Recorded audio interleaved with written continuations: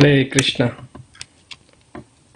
Thank you everyone for joining the Sunday evening Devotee Care classes. As you all know, on 7th of November, we officially launched the Sydney Devotee Care program. So, post that, these classes are being run weekly on Sunday evenings just to emphasize and impress upon the importance of devotee care within a Vaishnava community. So through these classes, we're trying to achieve that. So thank you very much for joining. We'll just start with the Mangalacharan prayers.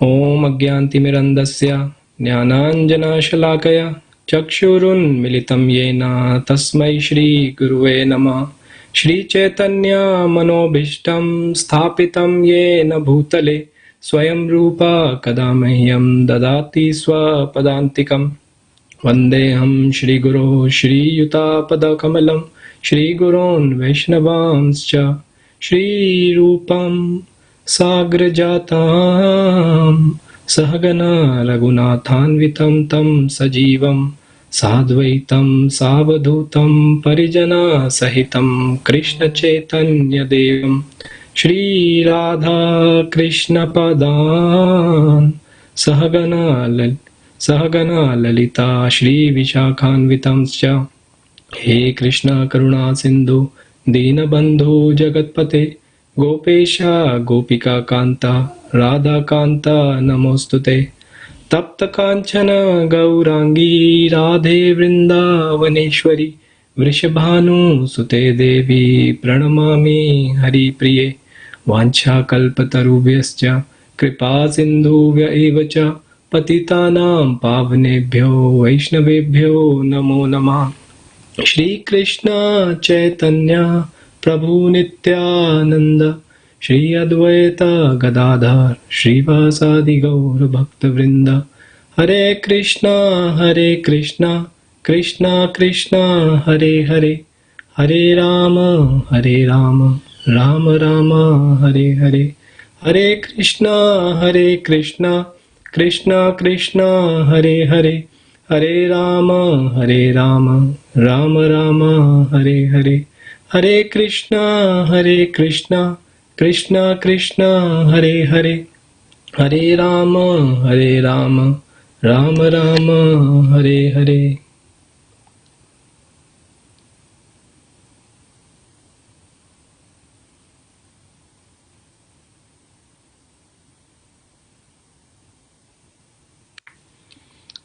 Hare Krishna.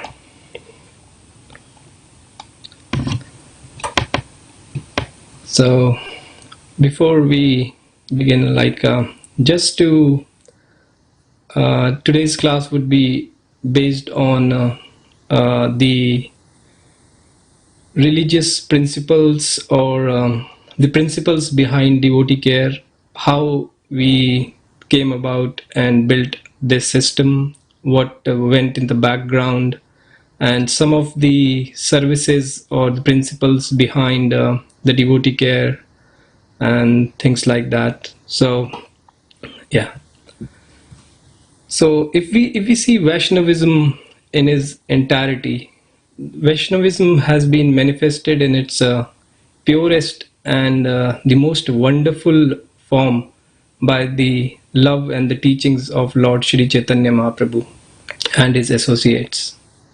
So if we see the pastimes of Lord Chaitanya Mahaprabhu in Navdeep, we see how Lord Chaitanya himself emphasized the importance of service to the Vaishnavas and devotee care. So sometimes we see in the pastimes of the Lord that the Lord would wash the clothes of his devotees. He would sometimes fold the clothes for the devotees. He would go to the Ganges and bring out the clay so that the devotees could apply tilaka. And sometimes, like if he would see devotees carrying some loads, he would take the loads from them and himself carry the loads so that He would just find some or the other way to kind of do some kind of service to the Vaishnavas. And later on in his pastimes in Puri, we see that the Lord would go to the bridge to welcome devotees coming from Navadip into Puri. He would make sure that every devotee, when they come to Puri, would have proper accommodation. They would have proper water in the room. They would have proper beds to sleep. They would have proper prasadam.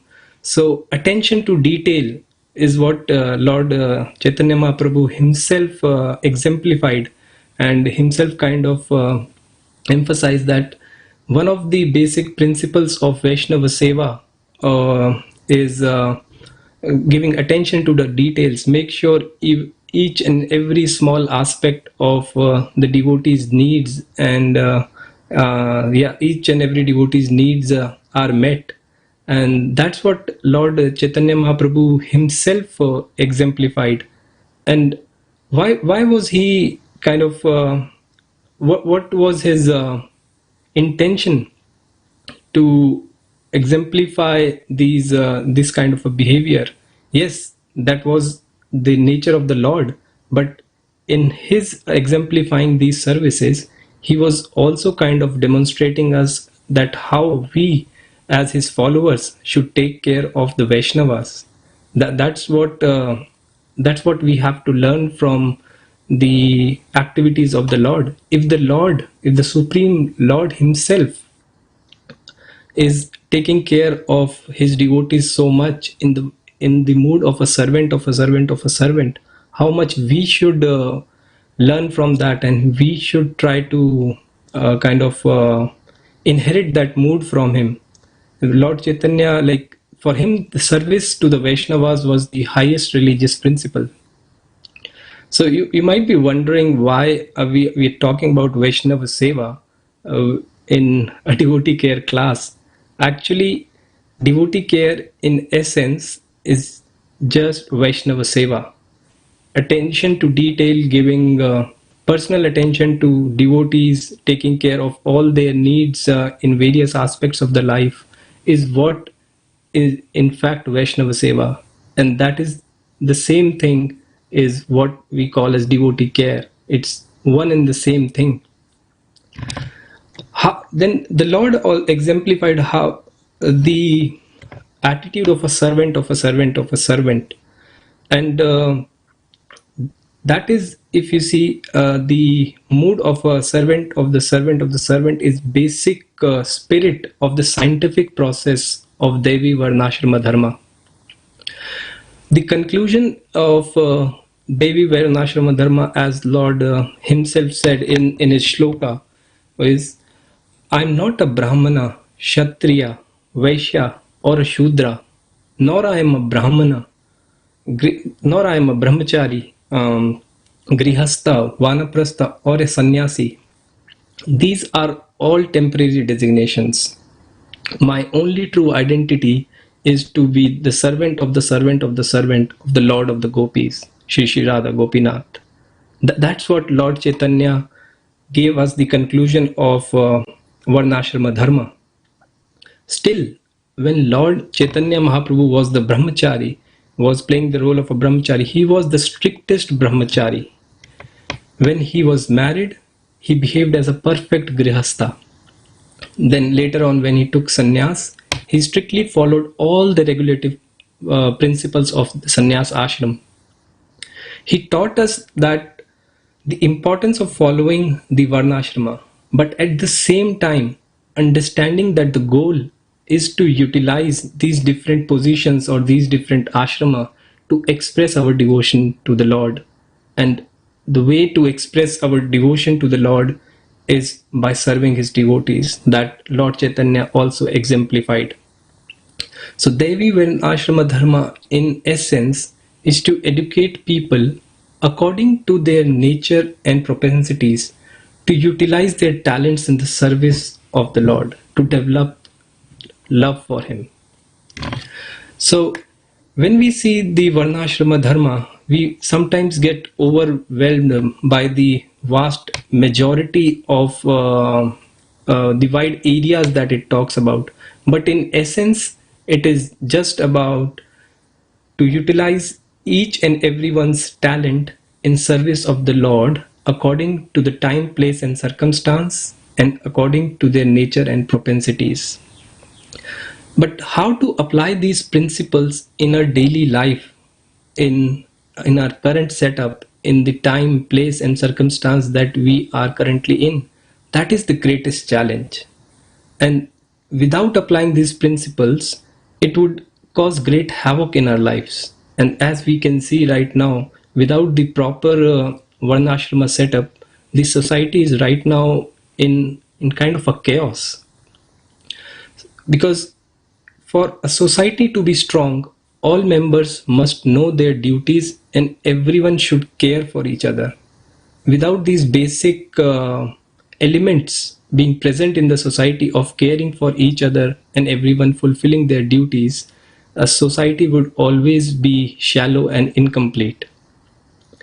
And care, in one sense, means to give personal attention in serving each devotee. And if we see in our current society, as we are growing, for one person to give individual attention, to look after the needs, to look after the challenges, to look after the situations that each devotee is in, is not possible. We need a proper system to be set up where each devotee is kind of looked after personally. Their emotional challenges are met, their material challenges, somebody is able to guide them through it. And that's not possible without giving individual attention. If we see our philosophy, we are preaching the most personal philosophy in the universe. But sometimes our behavior is the most impersonal.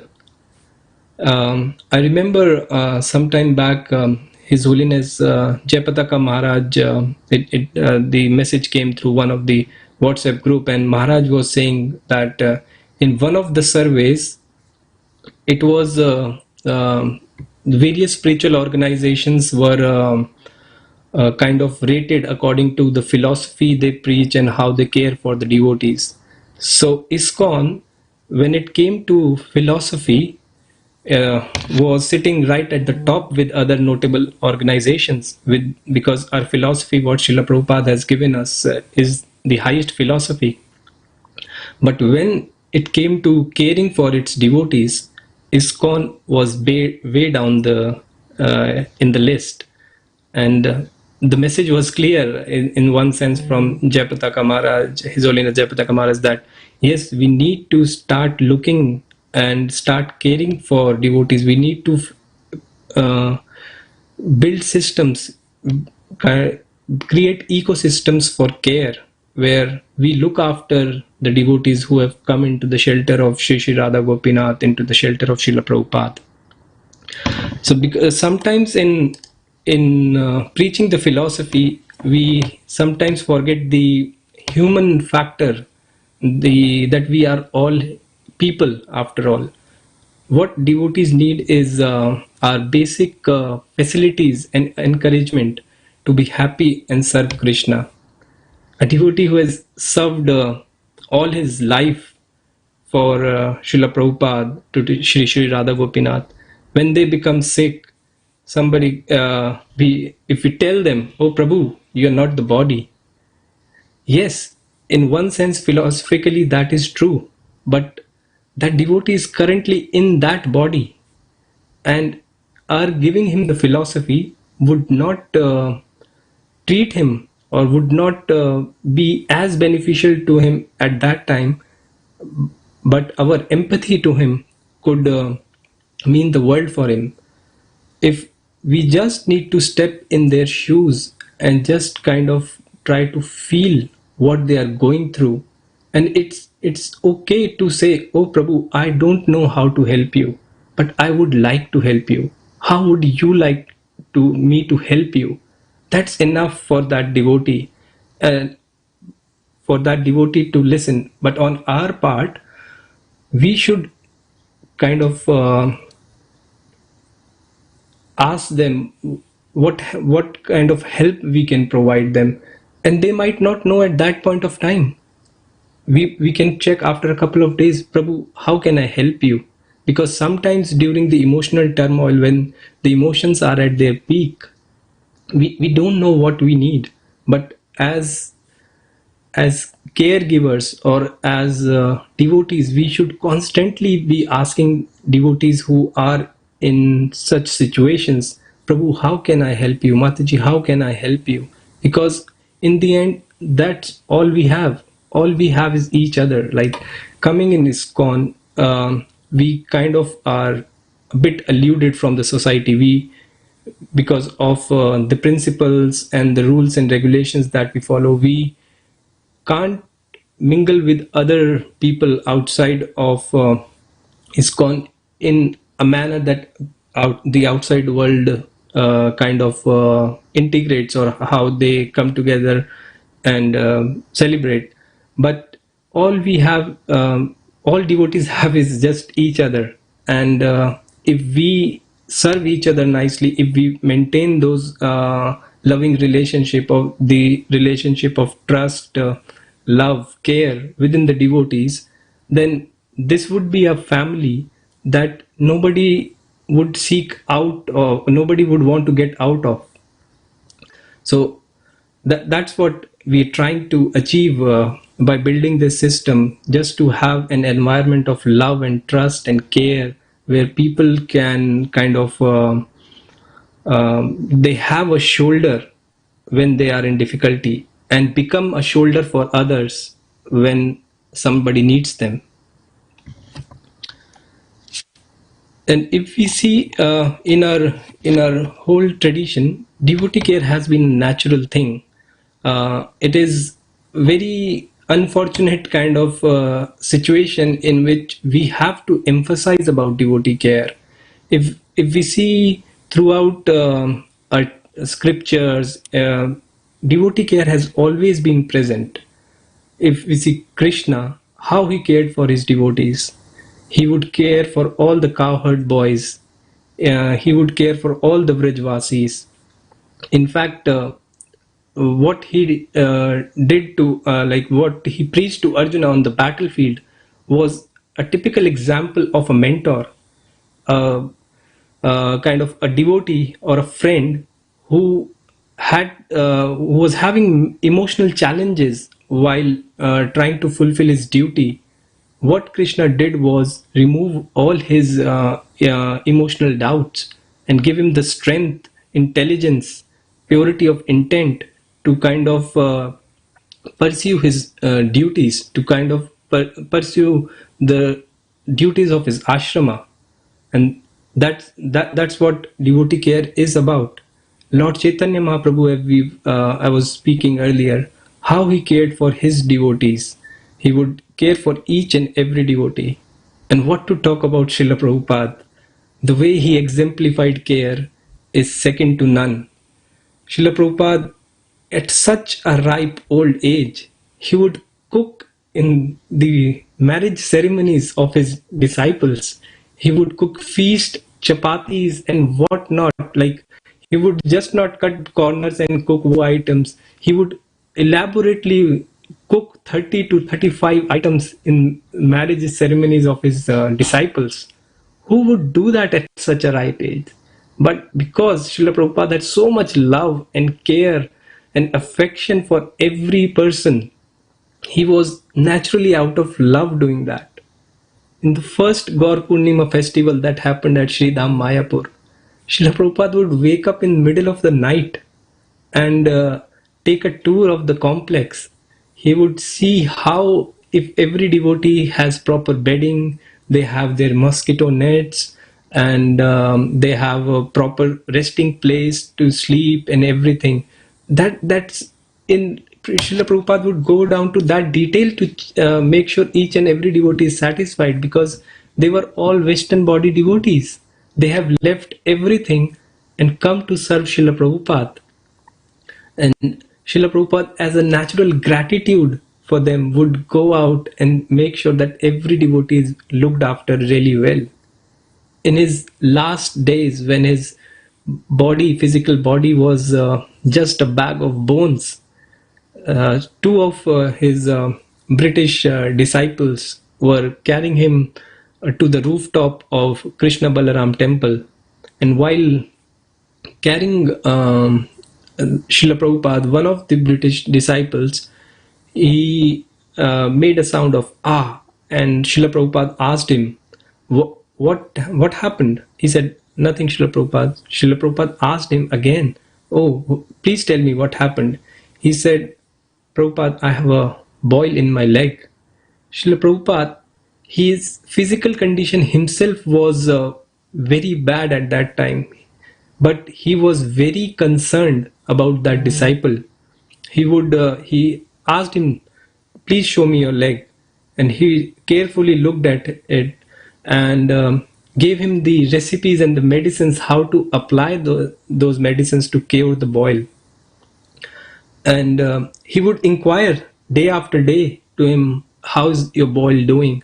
So if somebody might look at it and say, oh, it's all material. No, on one level we might say it's caring for the body, but yes, it's caring for the bodies of the devotee. Devotees need to be looked after from in each and every aspect for them to be properly situated in Krishna consciousness. So if we see right throughout our in scriptures, in example of Lord Krishna, in examples of Lord Chaitanya Mahaprabhu, Srila Prabhupada, and our current Acharyagan, we see how they've cared for the devotees. There is a reason Srila Prabhupada is loved so much. There was a reason every devotee would do anything Srila Prabhupada would ask them to do. Srila Prabhupada asked two young couples who in United States to go and start the kind of birth of ISKCON in the UK. How could they do that? What was the motivation? How could they take such a big step in their life? Because they were seeing this person is giving us so much love, so much true love, true care, true compassion that they were always yearning for. And when a person is conquered by love, they can do anything for anything for Srila Prabhupada and anything for society for that matter. Excuse me. When devotees feel that the Vaishnava society is caring for them, the result is that they could do anything for the society. But when we don't feel cared for, service seems like an austerity. So, but if devotees are served well, they are cared for well, the devotees would spontaneously want to serve. So in essence, if we see, devotee care is all about meeting the person where they stand in their spiritual life, understand them, connect with them, and make them feel valued, make them feel part of the family, of this larger family. And when a person's emotional, spiritual, material, and other aspects of needs are met, he feels content. And then the tendency to serve is natural. That reciprocation of that love is natural.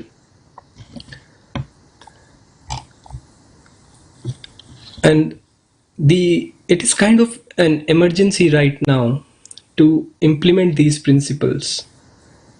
So if we see, very, very seldom we would find a person leaving Krishna consciousness or leaving Srila Prabhupada's movement because of he would find something higher in philosophy. There is no higher philosophy.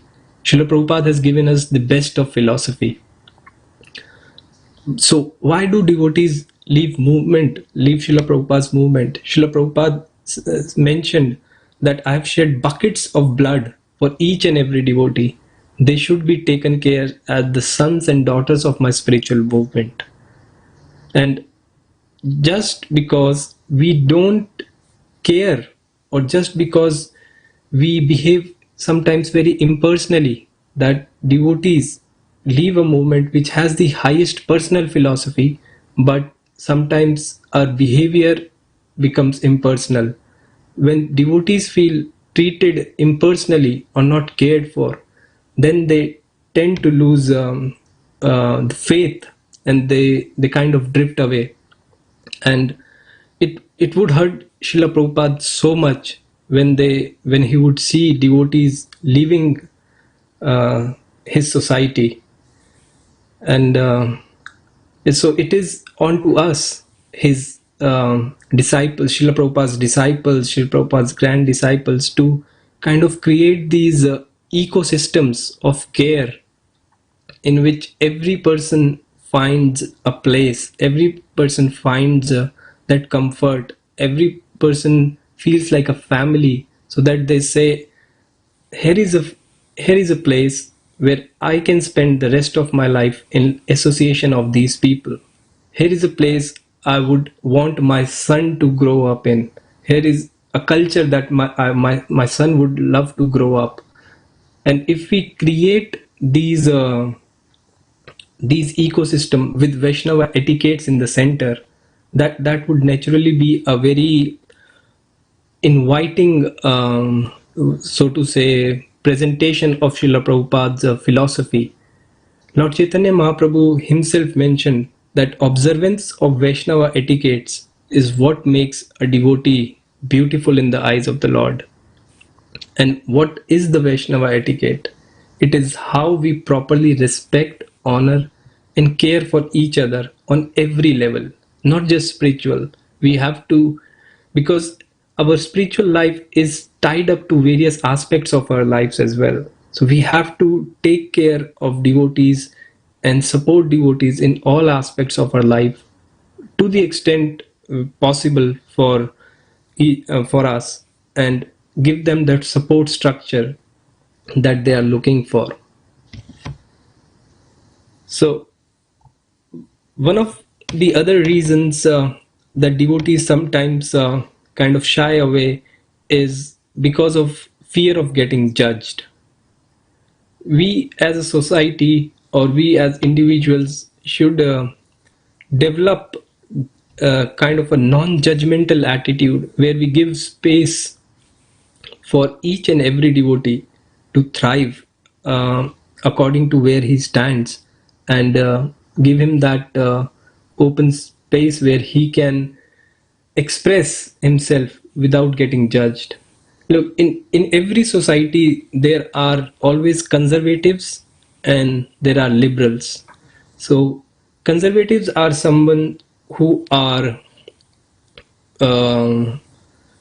conservative about the principles, and when the conservatives become too conservative about the principle as well as the details, then they kind of become the hardliners or fanatics. And when the liberals, in addition to the details, also become liberal on the principles, that's when they become compromised or sahajiyas. So as a community, we need to find that delicate balance between the conservatives and liberals to kind of identify what are principles, what we cannot compromise on, which are fixed, like the four regulative principles, and what are some things that every devotee will take his natural time to develop, and give them that freedom to take their own time and gradually develop these so to say the the rules of excuse me, yeah. So give everybody a time and chance to develop naturally in their Krishna consciousness. So just to summarize kind of what we have discussed till now before we move ahead, is traditionally in devotee care was provided to each and every devotee by the means of Varnasrama and Guru Parampara. We've seen examples of that. But in absence of the proper Varnasrama system and the kind of setup that ISKCON operates on, where devotees don't very regularly get association with their spiritual masters, ISKCON as a society need to create ecosystems of care based on principles of care in the Varnashrama system. And that's what devotee care system is all about, to provide care to each and every devotee on the basis of Varnashrama system. At this point, I would like to just read out the definition of devotee care by the GBC, the ISKCON GBC. Excuse me. So the definition reads: every devotee is spiritually happy and materially well situated, positively identifying with ISKCON as a caring society. Each devotee responsibly looks after his and her diverse needs, can easily and successfully seek qualified help within the society, and wholeheartedly extend that care to others when the need arises. So if we see, there are three kind of roles or three points that are mentioned here. So as devotees, we should responsibly look after our own needs. We should identify as individuals what are my needs and try to find qualified help within the society to kind of meet those needs. And needs are something that are very individual to everyone. Some person's need would be different, every person's need would be different to others. So in that way, we need to identify what our personal needs are and seek qualified help within the society to fulfill those needs. And most importantly, wholeheartedly extend that care that we've received in fulfilling those needs from others to others as well. If we've received care, it's our moral obligation, moral duty, or a natural act of gratitude to kind of extend that care to others.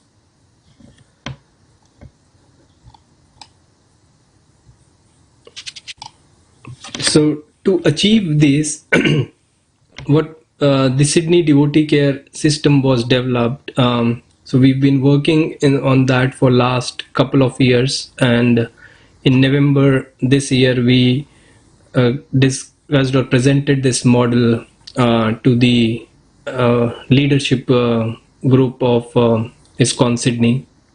So I'll just like to share how we arrived at this system.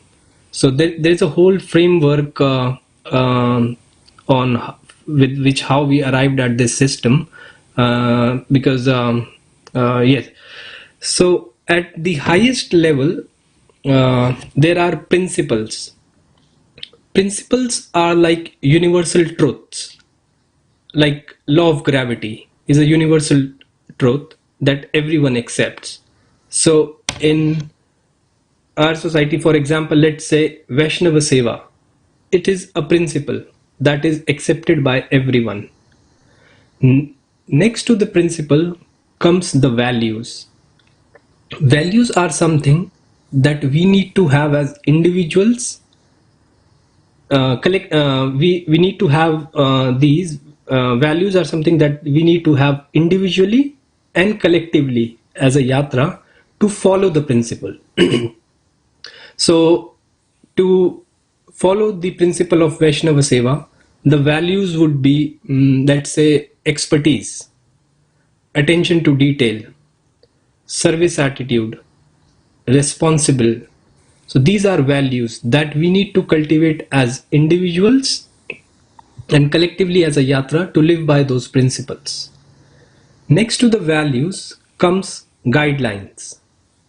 Guidelines are still general, They are more specific than the principles, but then still general in nature.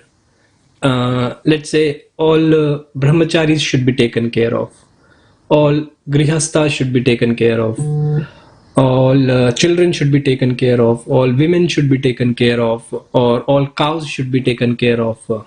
So things like that. So principle, values, and guidelines.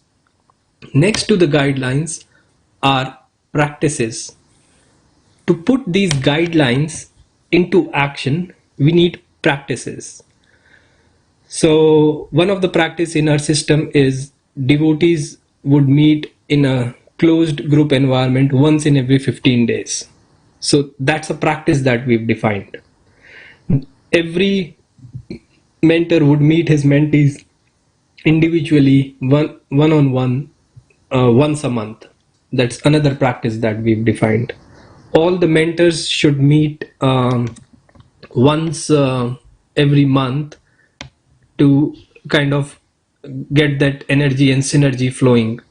That's another practice that we've defined. So set of these practices, which are according to the time, place, and circumstance, set of these practices form a system.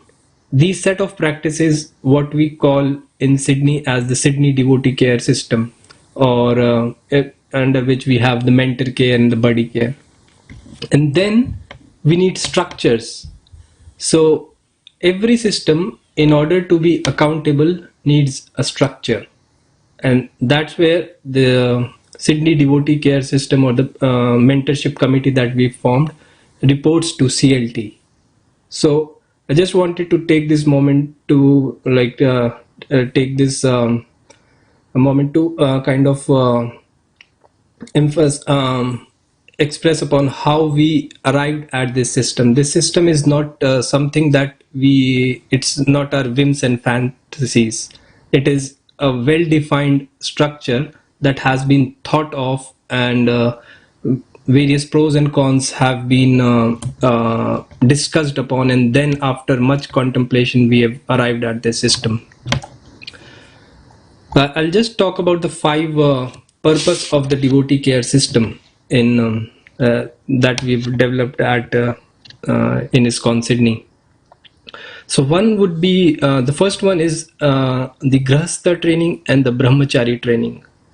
So the devotee care as a system, with the set of practices that it has defined, would emphasize upon the training of grihasthas about how to balance the different aspects of their life, and kind of live peacefully as a family, within the family and within the wider community. The brahmachari training for the brahmacharis, people who want to follow the brahmachari ashram, separate sets of training are provided to them, which would obviously be different from how a grihastha is trained. The second purpose is the spiritual training, which I feel is very, very important, because sometimes what happens is we all know how strong Maya is, and we could be doing all sorts of activities and tagging them as devotional activities, whereas in our in the background we would be fulfilling kind of our own personal agendas. So, and for to guard against all these things, a person who knows you inside out is very important. He can always show us the mirror, Prabhu, what we are doing right now is not in the right spirit, or is not according to what Srila Prabhupada wants us to do. And at that time, such nonsense of such small, delicate intricacies of bhakti are emphasized, where we all individually become kind of truthful to ourselves in our own spiritual life. Ecosystem of personal care is the third purpose. That I feel is the most important purpose of the devotee care system, because we are all individuals. Our needs are different, our natures are different, our backgrounds are different.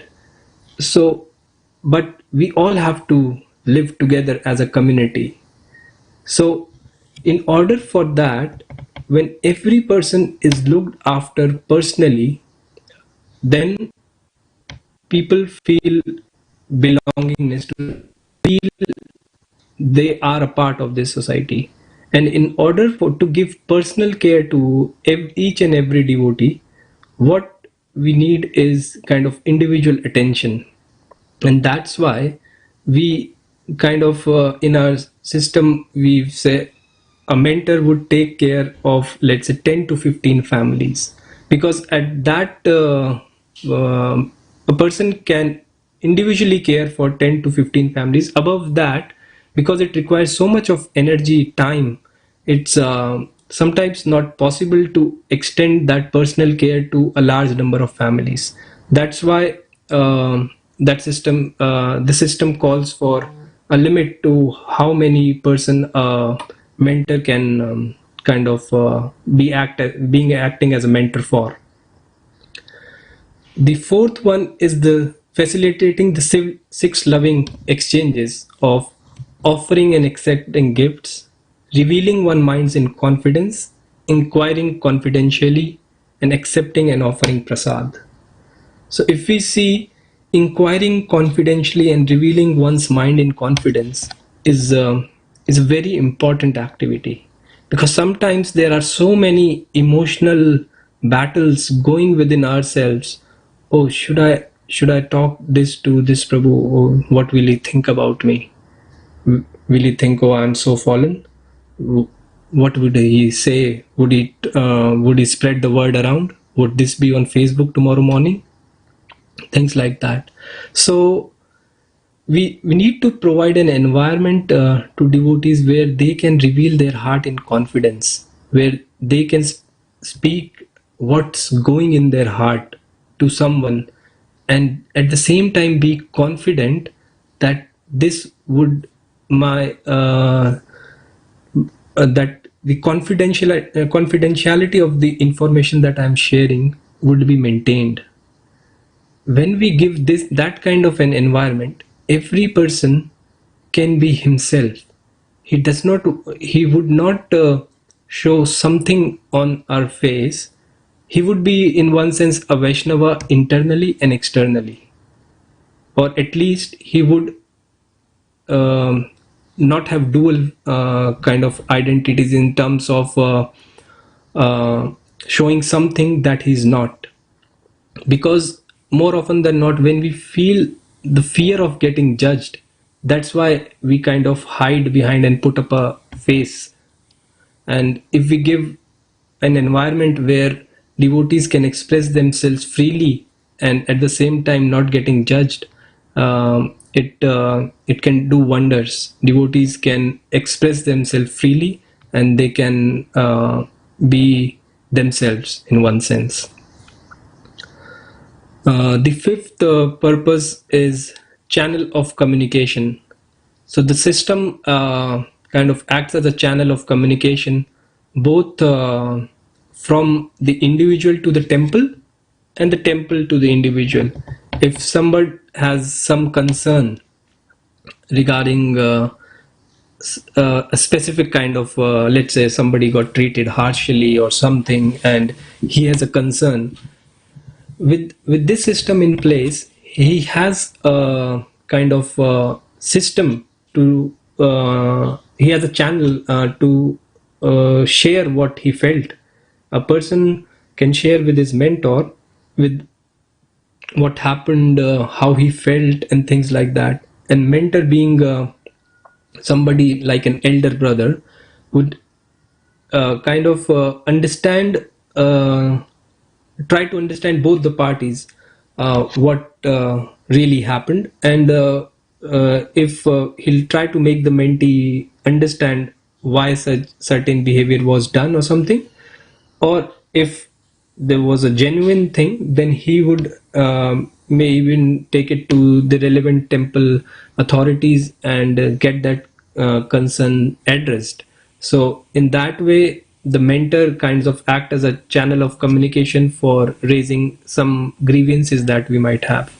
And from the temple side, it would be a natural flow of information. If somebody wants, if the temple wants to send out some information, let's say in terms of some announcements or volunteer requirements or anything like that, then temple would inform kind of the mentors, and the mentors would inform their respective mentees. So the system kind of provides a two-way communication between the devotees and the temple.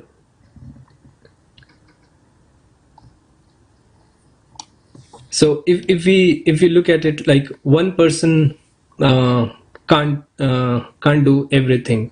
So that's why we need devotees who have that natural inclination of caring for others, and they would act as mentors, and try to bring about that this culture of care within the whole yatra.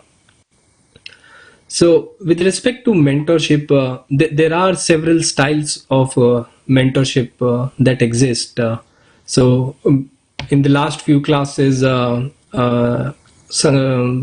the last few classes, a particular style of mentorship was discussed by Anandmay Prabhu and Sankirtan Narottam Prabhu, in which the mentor kind of gives instruction, and the mentee and discusses with mentee, and the mentee uh, follows the instruction and things like that. So however, there are different styles of mentorship, as His Holiness Indradum Maharaj always says, different strokes for different folks. So that style of mentorship works for some devotees. Just to share my personal example, like how I've been mentored in my life, I've been fortunate enough to have a mentor from the very start of my spiritual practices, and my mentor kind of never gave me any instruction. In one sense, whenever I would have a problem to him, in spiritual life, or some confusion, or any problem, I would go and discuss with him, and he would kind of give me various options. He would tell me what would be the ideal behavior, and he would give me various set of options as to, according to time, place and circumstance, what can be done.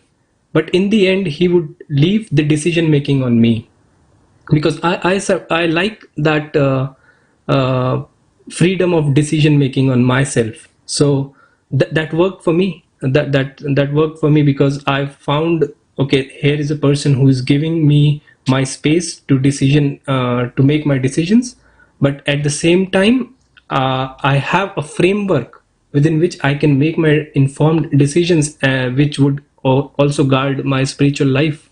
So that worked for me, and uh, so that is the kind of culture also that we are trying to bring in, where mentors act as like elder brothers, giving us guidance when needed, to make informed decisions.